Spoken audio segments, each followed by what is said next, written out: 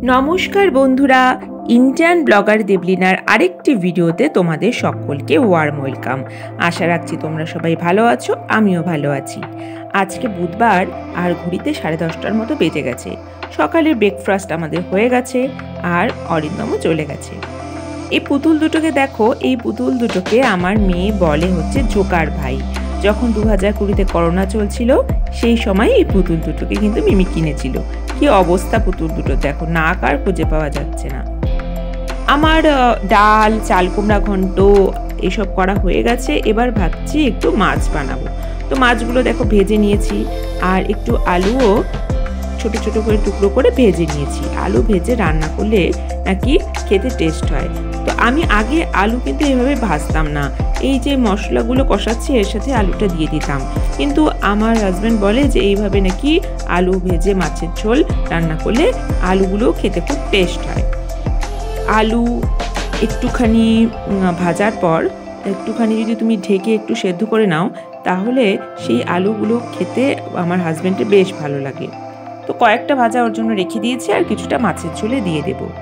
তো সব মশলাগুলো এর মধ্যে দিয়ে দিলাম। মশলা বলতে আমি একটুখানি পেঁয়াজ, টমেটো, আদা আর রসুন দিয়ে মিক্সিতে পেস্ট বানিয়েছি আর একটু হলুদের গুঁড়ো দিয়ে দিচ্ছি আর একটুখানি জিরের গুঁড়ো দেব আর লবণ দেব। জিরের গুঁড়ো খুব একটা আমি ব্যবহার করি না, কারণ হচ্ছে জিরের গুঁড়োতে আমার হাজব্যান্ডের কি গন্ধ লাগে জিরে গুঁড়োতে রান্না করলে, তো ওটা আমি খুব কমই ব্যবহার করি। এবার মশলাগুলোকে খুব ভালো করে কষিয়ে নেব।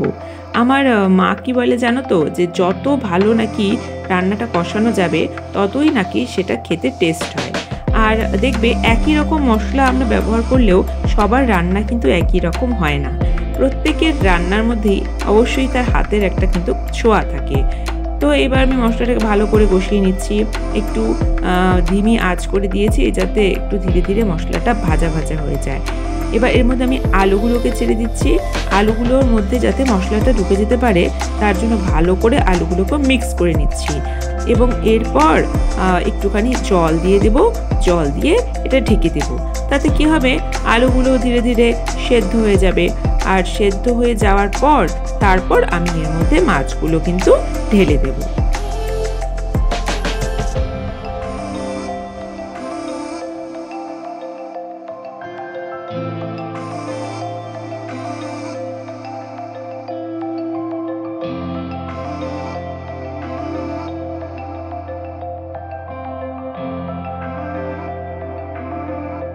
আজকে অরিন্দম বাজার থেকে দেখো একটা মিষ্টি কুমড়ো আর একটা নারকেল এনেছে। নারকেল কদিন ধরে আমার মেয়ে বলছে নারকেল খাবো নারকেল খাবো, তো ওই নারকেল এনেছে। আর এনেছে একটু ভেন্ডি আর একটুখানি বেগুন আর এই মিষ্টি কুমড়োটা কিন্তু আগেরই ছিল। তো এই আজকের বাজার এটুকুই, আবার কালকের বাজার কালকে হবে। এই জায়গাটা তোমাদেরকে দেখাচ্ছি। দেখো এই জায়গাটার মধ্যে কিছুই নেই, চারিদিকে ঘেরা একটি জায়গা, কিন্তু এর সাথে জড়িয়ে রয়েছে আমার স্মৃতি। প্রথম যখন এই কোয়ার্টারে আসি তখন এই জায়গাটা দাঁড়িয়ে থেকে খোলা আকাশটা দেখতে আমার কিন্তু ভীষণ ভালো লাগতো। আর এখানে অনেক পাখিও আসে, তো সেই সময় আমি পাখিদেরকে এখানে খাবার দিতাম, জল দিতাম।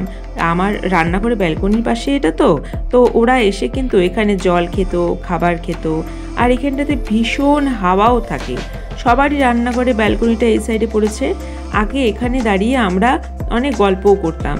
তো অনেকেই এখন এখান থেকে চলে গেছে, পুরনো লোকেরা আর নেই, নতুন অনেকে এসেছে, ওদের সাথে আমার তেমন একটা পরিচয় নেই, তাই গল্প এখন আর তেমন হয় না। এদিকে দেখো মিমি ওর গ্যাং নিয়ে উপস্থিত হয়ে গেছে। আরও ছোট ছোট অনেক বাচ্চা রয়েছে, ওরা বাইরে রয়েছে।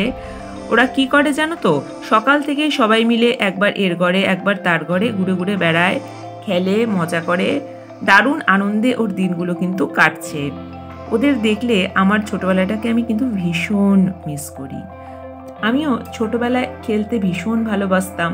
সেই সময় এরকম ঘরের মধ্যে দোলনা ছিল না বটে, তবে ওই গাছের মধ্যে দড়ি টানিয়ে কাঠের পাতাটন দিয়ে একটা দোলনা আমরা সেই সময় বানাতাম আর সবাই মিলে সেই দোলনাটায় চড়ার জন্য কি মারামারি না করতাম। আমার ভাইয়ের সাথে সবচেয়ে বেশি মারামারি সে সময় হতো। তো এটাই ছেলেবেলা। এদিকে ঝোলটা দেখো আমার ফুটে গেছে। এবার আমি মাছগুলোকে এক এক করে এর মধ্যে ঢেলে দেব। ঢেলে দিয়ে একটুখানি রাখবো আর লবণটা টেস্ট করে দেখবো, তারপর এটা কিন্তু নামিয়ে ফেলবো।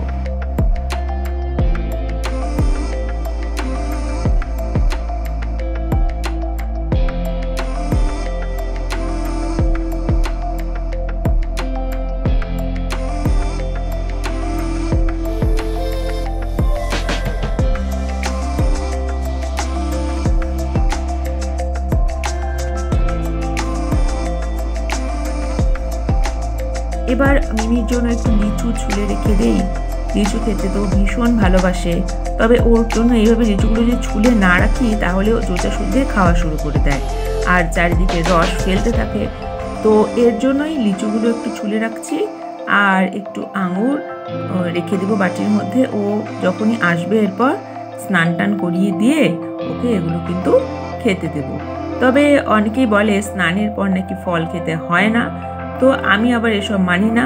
অনেক সময় আমি স্নানের আগেও ওকে ফল দিই, আবার স্নানের পরেও দিই। আর একটু বেদানা কেটে রাখবো। বেদানাও একদমই খেতে পছন্দ করে না, তবে যদি রস করে দেই তাহলে কিন্তু ফট করে ও খেয়ে নেয়। বেদানাগুলোকে আমি ছুলে নিয়েছি, এবার হাফ বেদানাটা আমি রেখে দেবো, পুরা বেদানাটাও খেতে পারে না, তাই কিছুটা আমি ছুলে নিয়েছি আর কিছুটা রেখে দেবো, কালকে ওকে দিয়ে দেব। দুষ্টু ছেলে মেয়েগুলো খেলা ছেড়ে এবার ড্রয়িং করতে বসেছে। তো ও ড্রয়িং করছে আর ওর বান্ধবী সানভি দুজনে মিলে ওরা ড্রয়িং করছে। ড্রয়িং করা হয়ে গেলে মিমিকে একটু স্নান করিয়ে দেব। আর আজকে তো ষষ্ঠী পুজো রয়েছে, তো ষষ্ঠী একটু জল ওকে দেব। তা ওরা দেখো কি মজা করেই না ড্রয়িং করছে। একা ড্রয়িং করলে কি মজাটা পাওয়া যায়? সবার সাথে ড্রয়িং করার মধ্যেই কিন্তু মজা। আজকে এই গাছটার গল্প তোমাদের সাথে শেয়ার করব। আমি তোমাদের আগের ভিডিওতে বলেছি আমার ব্যালকনির প্রত্যেকটা গাছের সাথেই কিন্তু আমার অনেক স্মৃতি, অনেক গল্প জড়িয়ে রয়েছে। এই গাছটা আমি অনলাইনে প্রথম দেখেছিলাম, এর নাম হচ্ছে টার্টেল ভাইন। তো গাছটা হ্যাঙ্গিং, তো দেখে আমার ভীষণ পছন্দ হয়েছিল আর ভীষণ আমি ইচ্ছে ছিল আর কি এটা কেনা অনলাইন থেকে। তো গাছটার প্রাইস অনলাইনে খুব একটা বেশি না থাকলেও ডেলিভারি চার্জটা কিন্তু ভীষণই বেশি ছিল। তো সেই কারণেই মিমির বাবা বলল যে তুমি এটা অনলাইন থেকে কিনো না, আমি তোমাকে দোকান থেকে কিনে এনে দেবো। কিন্তু এখানে যে নার্সারিটা রয়েছে সেখানে এই গাছটা ছিল না। তো প্রায় প্রতিদিনই মিমির বাবাকে আমি অস্থির করে তুলতাম এই গাছটা কিনে এনে দেওয়ার জন্য। অবশেষে একদিন আমার অ্যানিভার্সারির দিন ও এই গাছটা এনে আমাকে গিফট করে। আমার তো সেদিন ভীষণ আনন্দ হয়েছিল। সবচেয়ে বড় ব্যাপার হচ্ছে যে উপহার পেতে তো সবারই ভালো লাগে, তার উপর গাছ উপহার পেতে আমার সবচেয়ে বেশি ভালো লাগে, কারণ গাছকে আমি আমার সন্তানের মতোই কিন্তু ভালোবাসি, পরিচর্যা করি। এই যে তোমরা গাছটা দেখছো, এটা কত বড় হয়েছে, কত ডালপালা বিস্তার করেছে, কিন্তু যখন এটা আমি হাতে পেয়েছিলাম সেই সময় কিন্তু এটা একটা ছোট্ট গাছ ছিল। তারপর অনেক দিন কেটে গেছে, মাস কেটে গেছে, কেটেছে বছর, আর এরাও ডালপালা বিস্তার করে ময়ূর হয়ে দাঁড়িয়েছে। এখন আমি এখানে থাকি না জন্য অযত্নে দেখো এর অনেক ব্রাঞ্চেস কিন্তু শুকিয়ে গেছে। কিন্তু এই গাছটাতে না খুব একটা কেয়ার করার প্রয়োজন হয় না, একটু যদি সময় সময় জল দাও তাহলেই কিন্তু এই গাছটা বেঁচে যায়। খুব একটা জলেরও প্রয়োজন হয় না, আবার খুব একটা রোদেরও প্রয়োজন হয় না। তো যে সমস্ত ব্যালকনিতে একটু কম রোদ আসে সেই ব্যালকনিতে কিন্তু এটা খুব ভালো করে গ্রো করে। তোমাদের আমি বলেছি যে আমার কাছে দু রকমের ভ্যারিগেটেড মানি প্ল্যান্ট রয়েছে। তো দেখো এর দুটো হচ্ছে সেই ভ্যারাইটি। একটা পটের মধ্যেই আমি লাগিয়ে গিয়েছিলাম, কারণ আমি জানি যে আমার হাজব্যান্ড ওটা কেয়ার করতে পারে না। তো একটা পটে থাকলে অ্যাটলিস্ট একটু জল পেলে গাছগুলো বেঁচে যাবে। তো গাছ দুটোই বেঁচে আছে, গাছ দুটো দেখতে ভীষণ সুন্দর। তোমরা অবশ্যই এই ধরনের ভ্যারিগেটেড মানি প্ল্যান্ট লাগাতে পারো, দেখতে ভালো লাগে আর হ্যাঙ্গিং প্ল্যান্টও হয়। আবার অনেকটা বড় কোনো প্ল্যান্টারে লাগালে এটা খুব ভালোভাবে গ্রো করলে তখন কেটে কেটে ছোট ছোট বোতলের মধ্যে রেখে ঘরের মধ্যেও কিন্তু তোমরা রাখতে পারো। তো এই গাছটা দেখো আমি ভেবেছিলাম মরেই গেছে, কিন্তু একটু জল পেয়ে আবার প্রাণবন্ত হয়ে উঠেছে। মিলিবাগ আমার অনেক গাছকেই কিন্তু নষ্ট করে ফেলেছে। তোমাদের ব্যালকনিতেও যদি বা যেখানে তোমরা গাছ লাগাও সেখানে মিলিবাগ থাকে, তো ইমিডাক্লোপ্রাইড জলে মিশিয়ে গাছগুলোতে কিন্তু তোমরা স্প্রে করতে পারো, তাহলে মিলিবাগ কিন্তু একেবারেই শেষ হয়ে যায় আর গাছগুলো কিন্তু বেঁচে যায়।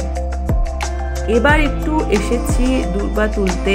আজকে তো ষষ্ঠী, তো আমার মেয়েকে একটু ষষ্ঠীর জল দেব। তো আমার কাছে হলুদ সুতো নেই, শ্বশুরবাড়িতে গেলে শাশুড়ি মা হলুদ সুতো আমার মেয়েকে পরিয়ে দেবে। আজকে আমার কাছে আছে ফল, পাখা আর হলো এই দুর্বগুলো। তো এই দিয়েই আজকে আমি ষষ্ঠী পুজো মানে ষষ্ঠী পুজোটা আর কি করবো। তো দেখো এটা হচ্ছে অনেক দিন আগে বানানো আমার একটা ফিশ। একজনের কাছে শুনেছিলাম যে লিভিং রুমে ফিশ থাকলে নাকি পজিটিভ এনার্জি আসে। অ্যাকোরিয়াম রাখা আমাদের পক্ষে সম্ভব ছিল না, কারণ আমরা সবসময় থাকি না এখানে, মাঝে মাঝেই সেই সময় চলে যেতাম। তো হাতে আমি এই ফিশটা বানিয়েছিলাম। এটার ভিডিও ইউটিউবে কিন্তু রয়েছে, তোমরা চাইলে দেখে নিতে পারো। এখানে আমি যে দড়িগুলো ব্যবহার করেছি, এগুলো যদি কোনো গ্লেজি কোনো দড়ি তোমরা ব্যবহার করো তাহলে দেখতে কিন্তু আরোই ভালো লাগে। তো চলো, এবার আমি এসেছি পুজোর ঘরে। এটাই আমার পুজোর ঘর। আমার কাছে পুজোর জন্য সব সামগ্রী যা হয় আর কি, অত কিছু নেই, অল্প কিছু সামগ্রী দিয়েই কিন্তু আমি পুজো করি। আর ঠাকুরের আসনও নেই, এইভাবেই আমি ঠাকুরটা কিন্তু পেতেছি। তো আমার পুজো হয়ে গেছে। এবার